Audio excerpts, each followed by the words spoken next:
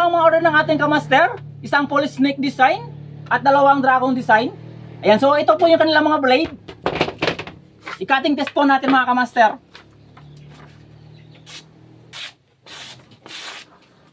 Magandang araw, magandang buhay po sa atin lahat. Ito nga pala yung orders ng ating mga kamaster. Ayan, i-flex ko lang po sa inyo bago ko po ipadala sa kanila. Ito yung ating dalawang dragon design at isang police snake design.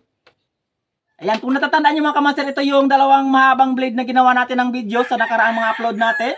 Ayan, so umabot po ito ng part 4. Kaya panoorin nyo lang mga kamaster kung gusto nyo pong mapanood kung paano natin ginawa itong dalawang mahabang blade po na ito. At ito naman po ay order sa atin ng ating kamaster. Ayan, so i-flex ko lang po sa inyo mga kamaster isa-isa bago natin ipadala sa kanila. Ayan, so ito nga pala ay order sa atin ni Kamaster Rolly Santos ng Pangasinan. Ayan, so marami pong salamat sa iyo Kamaster Rolly Santos. Ito na po ang iyong order. Bali, ipapadala ko na po ito sa ngayon. Isang dragon design. At may dragon din po sa kanyang scabbard.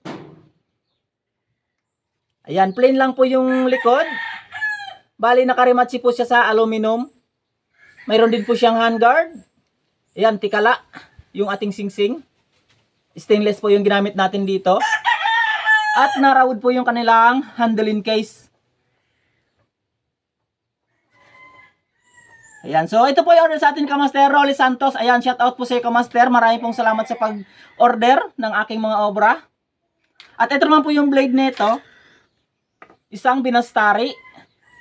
Ito po ay may habang 14 inches blade. Ayan, so linagyan din po natin siya ng design yung ating blade. Ayan, kung makikita nyo mga Kamaster. Ayan, so double blade po itong dulo. Itong banda dito mga Kamaster, double blade po yan. Ayan na po yung design na ginawa natin dito. May handguard. 14 inches blade. Ayan, so i-cutting test po natin mga Kamaster kung gaano po ito katalas. Ayan po yung blade niya. Gagamitin na lang po ni Kamaster pagdating sa kanya.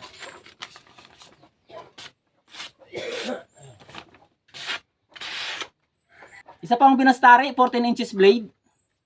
Yan, so maraming pong salamat sa iyo Kamaster Rolly Santos ng Pangasinan. Ito na po ang iyong order. Ipapadala ko na po ito sa ngayon. At ito naman po yung dalawang blade natin mga Kamaster. Yung ginawa natin sa mga nakaraang upload natin. Yung dalawang blade na mahaba. So ngayon pa lang po i-ginaw ni Kamaster yung kanyang order. Ayan, so ipiplex ko sa inyo mga Kamaster isa-isa bago natin ipadala sa kanya. Ayan, so simulan natin po dito sa kanyang full snake design. Ito yung ginawa natin mga Kamaster. Ayan, sa mga bago lang dito sa aking channel, panoorin nyo lang po yung ating mga video nito kung paano po natin ito ginawa. Mayroon po tayong mga video nito mga Kamaster, yung ating puluhan at mga kaluban nito. Ayan, so ito nga pala yung ating full snake design. Ayan po yung ahas natin mga Kamaster. Ayan, so shoutout nga pala sa iyo Kamaster Ryan Villaflores ng Negros. Ito na po ang iyong order, dalawang blade.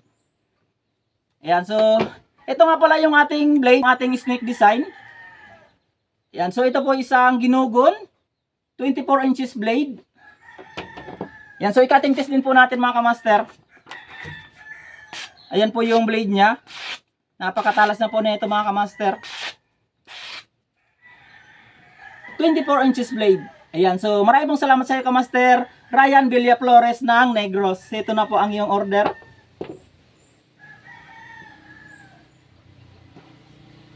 Ayan, so ganun din po mga Kamaster, ang ginamit natin na kahoy dito sa kanyang handling case ay Narawood.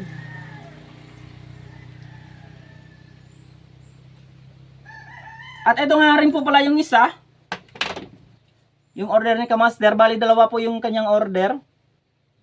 Isang dragon design. At ito naman po yung design sa kanyang scabbard. Ayan, so back to back po yung design ng kanyang scabbard mga Kamaster. Ayan, may butas din po siya, dalawang butas. Pwede pong pang kaliwa, ayan, pwedeng pang kanan. So ito nga pala mga Kamaster, yung lahat ng ginawa natin dito. Ayan, lahat po yan ay pang kanan. Ayan, kung napapanood nyo po mga Kamaster, parang baliktad. So nakikita nyo po dito sa video ay lahat po pang kaliwa kasi po ay front cam po yung gamit kong pang video kaya medyo nalilito po yung mga nanonood dito sa aking video. Ba't daw puro pang kaliwa yung mga ginagawa kong itak. Ayan, so front cam po yung ginagamit kong pang video mga Kamaster kaya po baliktad. Ayan, so ito po yung kaliwa ko mga Kamaster. Pero dyan sa video ay ito yung kanan. Ayan, so baliktad nga lang po. Tingnan mga kamaster yung ating mga video. Ayan, so inuulit ko sa mga nanonood, sa mga nagko-comment. Ayan, so lahat po yan ay puro pang kanan mga kamaster, hindi po pang kaliwa. Baliktad lang po tingnan. Ayan, so ito na nga po yung order ni kamaster. Isang dragon design. At ito naman po yung kanyang blade. Ayan, isa pong Zanzibar. 25 inches blade. Ayan, so napakahaba po nito mga kamaster. Ayan, so ang order pala sa atin ni kamaster Ryan Villa Flores ay 24 inches lang po yung kanilang mga blade.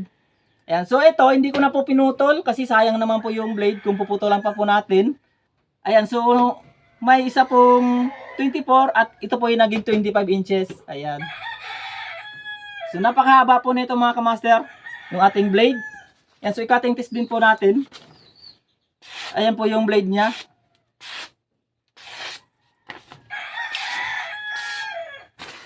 Ayan, so gagamitin na lang po ni kamaster pagdating sa kanya. Ayan, so kadalasan naman ito mga kamaster ay pang display lang yung mga ganitong design.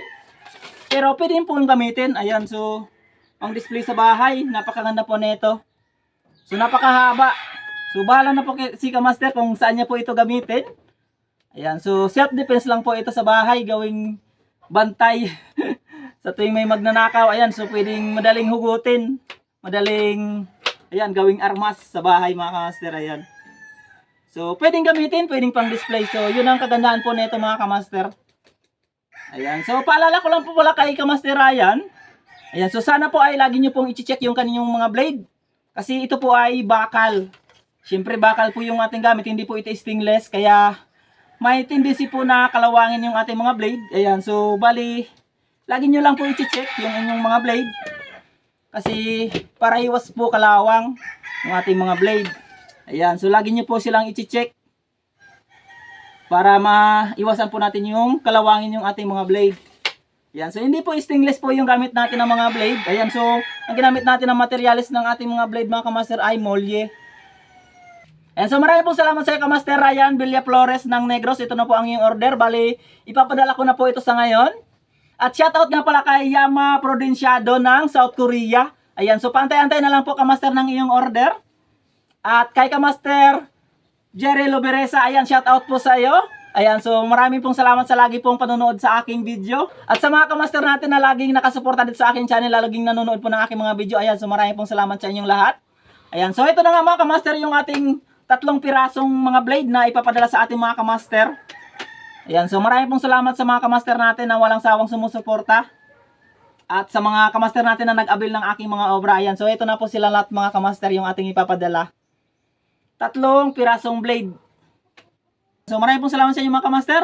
Magkita-kita na lang ulit tayo sa mga susunod kong video. Hey kid, don't ever let them get inside your head. They'll tell you what to do in life instead of everything you know that you could get. Don't let them guide your life towards regret. I'll fight for what I love with every breath. My past is filled with things I won't forget. I use them all to push me to my best. So treat the worst of times just like a test.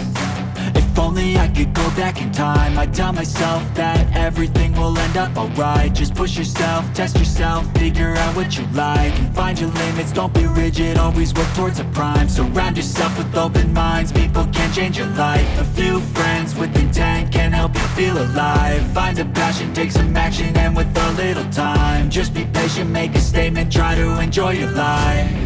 They'll try to kick you while you're down. They wanna rise up while you drown. They wanna fill your head with doubt. They're silently scared that you'll figure it out.